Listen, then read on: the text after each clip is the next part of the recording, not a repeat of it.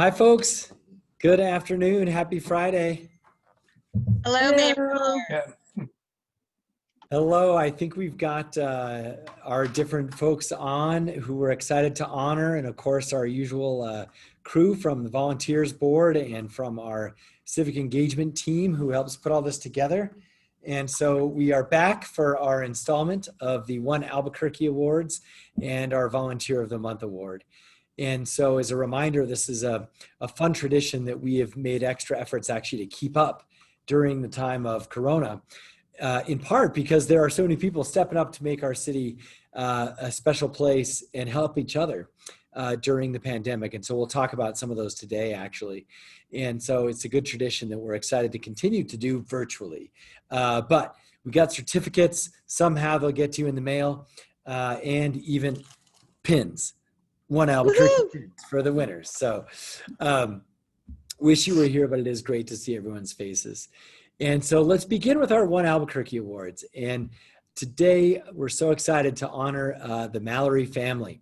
So Cammie, Becca, and their 11-year-old daughter, Faith. When the pandemic hit, the Mallory family stepped up to fill the gap for families in our community struggling to keep food in their pantry. And we know this was a big issue all across the city. And so it started with families feeding families, which even is just a wonderful way to summarize what they've been doing. And it's about delivering donated food by neighbors to those in need and those lacking transportation. And many of the families that the Mallorys have helped, they live in intergenerational homes. They might have grandparents caring for children, or families that lack transportation, especially when the APS meal sites were happening, but they couldn't get to them, or they didn't qualify for our senior meals program and so forth. So they filled a really, really important gap. And of course, also along the way, got to know the different families, their needs, and were able to deliver healthy food for their appropriate situation. And so making trips all around Albuquerque, even as far as Belen and Socorro, over the past 12 weeks, I think the total is 100 families and about $2,800 of their own money to fill up their SUV and donate food almost 50 times. So Mallory's, thank you so much for being a family that's truly feeding other families. Congratulations. And we'd love to hear a few words from the family. We have certificates for each of you. I'll just sort of show them for you and hand it over to first to the family. And then if any of their sponsors want to say a few words too, go ahead. Thank you so much for this opportunity, Mayor Keller. As you know, food insecurity is a really, I think I'm muted. Oh no, I'm not, just kidding. You're good. Is a pretty big issue, not just in Albuquerque, but around the state. Growing up, I was a child who did face childhood hunger, and I lived in a food insecure home, and so I really did rely on breakfast and lunch from school, and that's all that I would eat sometimes.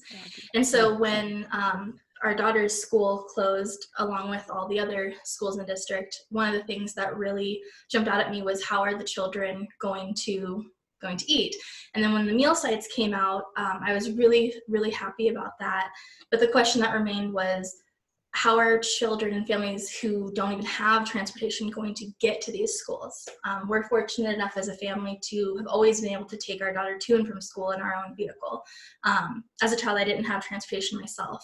And so when this hit, we saw a Facebook post for a family in Socorro that needed food, and it wasn't even a question. We just were like, okay, let's do this. And so we went through our own pantry, actually got some extra stuff from the stores. And it kind of just exploded. And when we were getting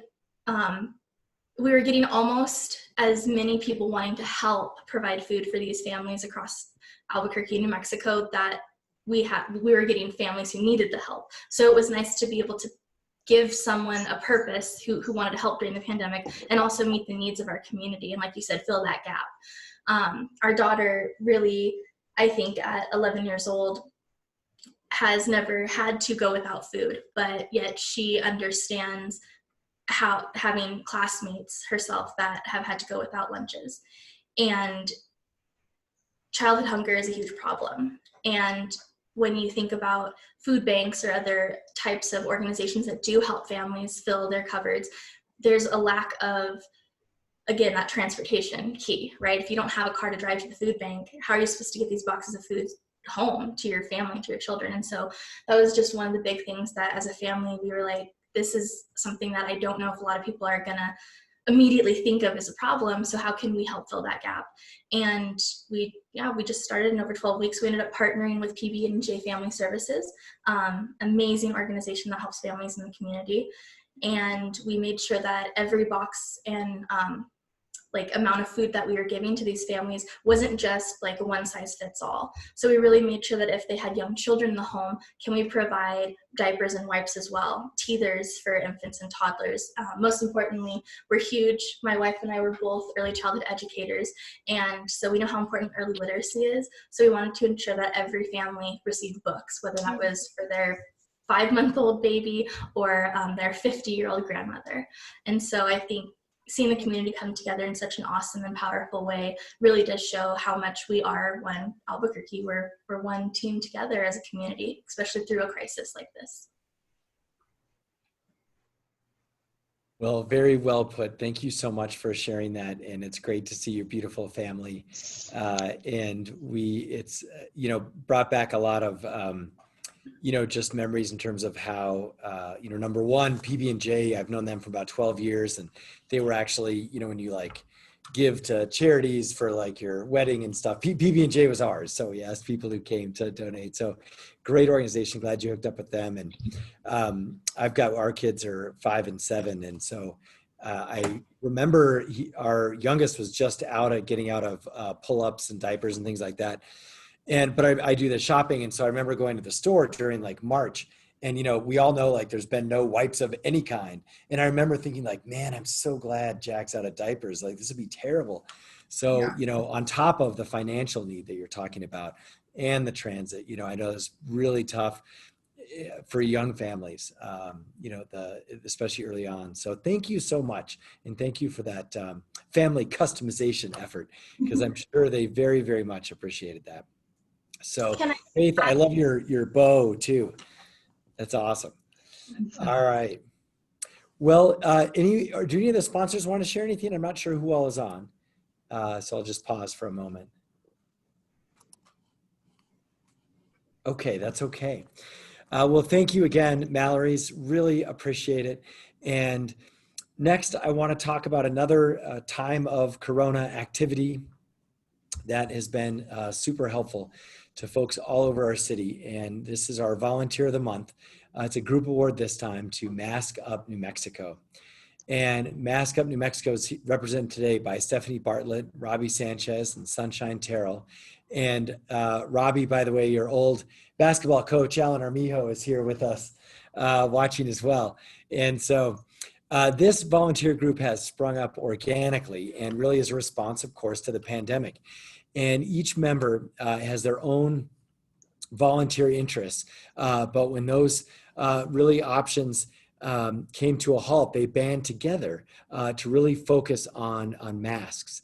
And so they have logged nearly 12,000 hours sewing, and they've produced over 35,000 masks for our community.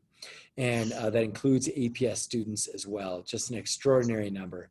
And this is, of course, directly helping in many ways the most vulnerable in our communities, similar to what we heard from the Mallorys, who can't afford to get masks by themselves or have access to masks. And so we really appreciate you helping statewide directly all these families and individuals during the pandemic. So congratulations and thank you. We also have certificates for you guys and would love to hear from you. Mask up. Mayor Keller, my name is Sonny Tyrell. We had over 100 women and men sewing these masks starting really at the end of March, as soon as we knew the need was on.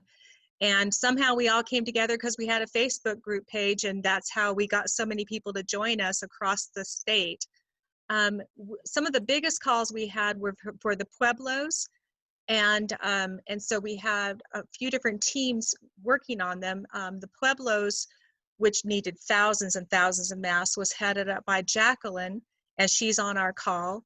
And we also had a lot of medical needs. All of the hospitals, all the clinics across the state needed medical masks as well. And we were able to do that because of donations we got to get the right materials for medical masks. That was headed up by Stephanie Bartlett. She's also on. The EOC, the emergency response team over there off of Central, they immediately had a call for 5,000 masks, and our team just stepped up and we were cranking them out day and night to get them to the first responders and also to all of the people that were considered, the essential workers. Then before you knew it, the essential workers needed to have their kids being cared for in a few of the different centers you had set up. So then out of nowhere, Brian Fox calls and said, we need 1,000 kids masks. And so just like that, all we had to do is put the word out, and we had those suckers made in like 10 days. So the volunteers have been amazing. We call them super vols. And I want to hand it over to Stephanie to say something about the medical masks and what we're doing now for APS. There's also Val is with me here. We've been working on fundraising currently. But our big project now, thankfully, the medical has we've met most of the needs for that now that they can provide them through manufacturing needs. But earlier we were providing them with Hallard surgical wrap, which is what they use to sterilize the surgical tools in. So it's like kind of blue and white wrap. And so we were making masks out of that. And it happens that it works very well. So now we've moved on to our next big project is for the kids. And even though that, kids aren't going back to school right away, the need is still there. They're still going into daycares. They're still being cared, by multiple different people. There's so many children who are, there were 840 who are returning this week and next week for special needs in-person classes. And then there's all the families that are homeless or are receiving clothing through the APS clothing bank. So our goal is to make kids masks in multiple different patterns. So there's a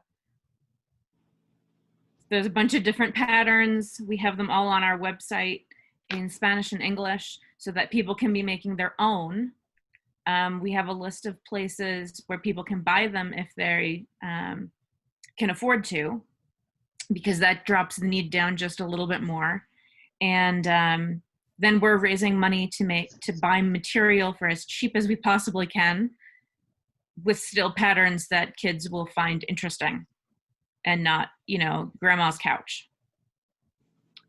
So then we put together packets and get them out to our volunteers, and they turn them around. And yesterday we just dropped off just over 1,000 masks to APS, and those are going out to the special needs kids this week.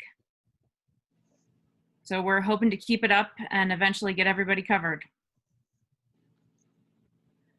Patricia, who nominated us, we made, I'm not even sure how many now we made for HopeWorks, and Patricia Chavez, we gave them to her as a volunteer at HopeWorks, and she made sure to get them to all the homeless people. They need them for 3 meals a day. They can't enter the building. Correct, Patricia? That is correct, Sonny. As you know, we're following the very strict procedures under Mayor Keller and our governor's guidelines. And, we serve up to, well, today I just ran on back. We served up to 200 today. And we utilized some of those very masks I picked up from you last week.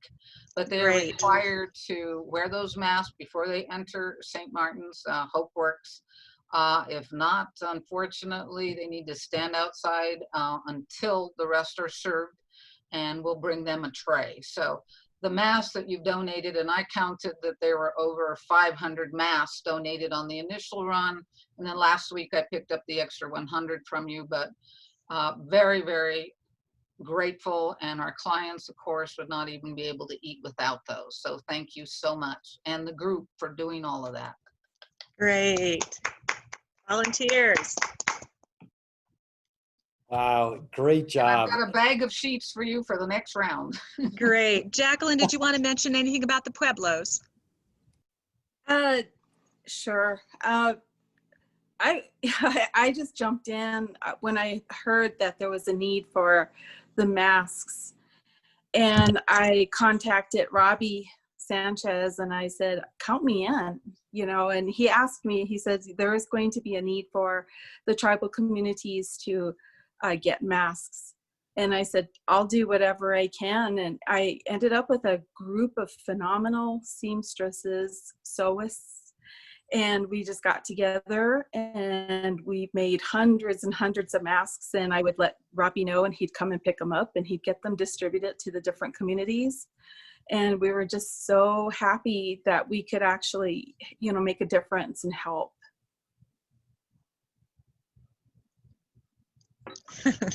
That is great. Thank you so much. And Robbie, are you on? Do you want to share a few words? He's Oh. not on right now. All right. Well, then my basketball coach, guy sitting to my left, you can tell him. But anyway, thank you so much. What an amazing story. And, I was just thinking about, I think I saw you guys on the news a little bit. I checked it out on Facebook. This was a while back. And, even just thinking about, right, for all of us in our own lives, because we're wearing masks all the time, but, my kids are in some of our daycare programs and so forth. And so I probably see your masks dozens of times a day, whether it's at our emergency operations center or, even at the different community centers and our early child development places. So thank you so much. And what a great example of just that New Mexico spirit. And of course, Pat, thanks for connecting all the dots like you do with the Hope Works and our homeless community. We've had very few outbreaks in our homeless community, and almost every city's had massive problems. And it's for a lot of reasons, but one of them is the mask policy, which then, we require masks for. So it is, literally saving lives. So thank you so much for being a part of that. And I love the designs too. My kids are very particular with their designs, and it's like when they're that young too, you want them to wear the mask and not worry about it and fidget and all this. And so a fun kids design goes a long way, actually, I think, for the little ones. So, well, congratulations. Thank you. And, I think unfortunately for both the Mallory's and Mask Up, we need your help still for probably quite some time. So let us know if we can do more. Mallory's, whether it's helping connect you with our senior affairs department that does home meals for a lot of folks, but they might have gaps or they might be able to help financially. Who knows? But our public affairs team can help connect you with them. Mask Up, you named Lieutenant Fox. That's all you need to know. Yes. Of course, he coordinates everything for distribution around the region. So, well, Thanks, Nicholas, for helping put together that last piece for us, because as you know, we're running, and your help with that really put this through. Excellent. Good. I'd Well, just like to say thank you to the owners of Garcia's and the Grill, because they've been letting us fundraise outside of their restaurants for the past month. Yes. There were very few places that were willing to let us set up, in this environment, and they let us set up and have been supporting us. So we have the mask lanyards. So they snap onto your mask. Oh, wow. And I love it. So that when you take it off to eat, it doesn't blow away, you don't lose it. And so this is what we're using for fundraising. And it also helps keep kids from losing them, or like my dad who lost his one of his masks, due to the wind. So we ask for a $5 donation, and we can make 15 kids masks from just that donation. Wow. And so Yep. Garcia's and the Grill have been really fantastic in supporting us.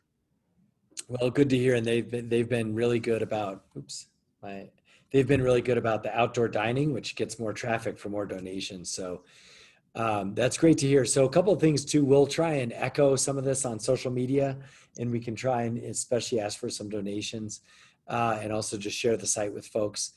So we'll try and get the word out that way. And then I'm not sure where we're at on all our, we have different PPE programs too that we're just starting. I think we're announcing it Monday through each Chamber of Commerce. Yes. And so through Pat and either Alan or Miho or whoever, we can kind of connect you up with different ways to plug into that program as well, which might help fund, again, more masks. Great. Yeah, all right. And the Hispano Chamber has a room now that they're distributing some of those PPE. So they're ready to go. Good, and we'll be there Monday. So, okay, well, everyone have an enjoyable weekend as best as you can. Now that the weather's great, and the rail yards market and the downtown market, we're actually keeping them open another month in COVID-safe ways. So enjoy. You know, we have beautiful, beautiful weather in September, and stay healthy, of course, and safe. Take care, everybody. Thank you so much. Thank you, Mayor. Thank you. Have a good weekend. Bye, everyone. And Bye. thank you, family. Thank you. Thanks for all you do.